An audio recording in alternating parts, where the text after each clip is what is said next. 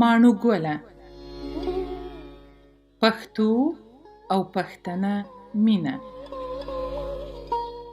لیکواله هما ظفر احمدزی. لوستونکی مرسل احمدزی. که څه هم د ماڼوګلې نازولې همزولې لا وخته په دې حال خبرې وي او هرې یوې یوه خوا او بله خوا هم له خلکو او هم له ماڼوګلې د خپلو اوښکو پټولو ناکامه هڅه کوله. د ګل اکا کور ته راغلې لا بې خبره وره د ډولۍ د وړلو په تمه او هڅه کې ول. کړنګې سندرې ټپې او ټیکۍ اورېدل کېدې. ستا له ښایسته سترګو قربان شم، تا ته بې دمې ګولۍ چا درکړې دینه.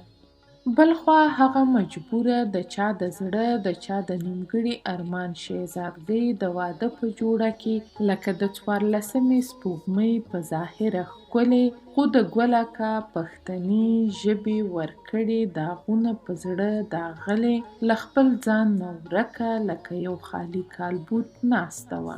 له حیا ډکه د شین ټیکري پیڅکه یې پر مخ خوره پرته وه. للمه یې څنګ ته ناسته وه او د اوښکو رودونه یې پر مخ روان ول. ټولو دا ګڼله چې ګواکې د همزولي د جدایي اوښکې دي، خو د جانان له نیم حال خبرې ماڼوګلې ته یې څه نوره ګواهي ورکوله. د للمې اوښکو لکه د جانان په زړه لګېدلې سړې مرمۍ د ناخبرې ماڼوګلې په ناقراره زړه هم ګوزارونه کول. د ماڼوګلې په ذهن کې سوالونه زېږول. کله به یې للمې ته وکتل، کله سلګۍ ته، او کله به یې هم د نیازې په لور د سوال ځولۍ وغوړوله. نیازه او سلګۍ چې مخامخ ورته ناستې وې ویې نه شوای کړای چې څه ترې پټ کړي. په زړه کې یې د زغم حد تمام و. د سترګو په دې سوال و ځواب کې نیازې یو بنګړی له لاس نه راوایست او په خرپ یې مات کړ او دواړو نورتاب را نه وړ له کوټې ووتې. نازولې همزولې د سترګو په رپ کې یو د بل په خبره پوهېدلې. تا به ویل چې په دې کار سره یې الف نه تر یا پورې ټوله کیسه ورته وکړه. د بنګړي له ماتېدو سره د ماڼوګلې په سترګو او په زړه تیاره خوره شوه. څوک یې په حال نه ول خبر. پر مخ پرېوتی پلو یې د دې حالت پرده شوې وه. للمه هم له دې حالت نه بې خبره لا هم د ماڼوګلې لاس په لاس کې نیولی و. پر مخ یې مړې اوښکې روانې وې. ګمان یې نه کاوه چې د نیازې په اشاره به پوه شوي وي. لږ ځنډ نه وروسته نیازه او سلګۍ چې زړونه یې په ژړا چېرته پناه لږ خالي کړي ول بېرته راغلې. یو د بل تسل لپاره یې لاسونه ورو شانتې یو بل ته ورکړل، خو په لاس کې د ماڼوګلې نیولی لاس لږ څه کرخت غوندې ورته ښکاره شو. په بل لاس یې د سلګۍ لاس ته زور ورکړ. د دریو واړو زړه ټکان وکړ. سره نږدې شوې او ورو یې د ماڼوګلې پر مخ پرېوتی پلو پورته کړ.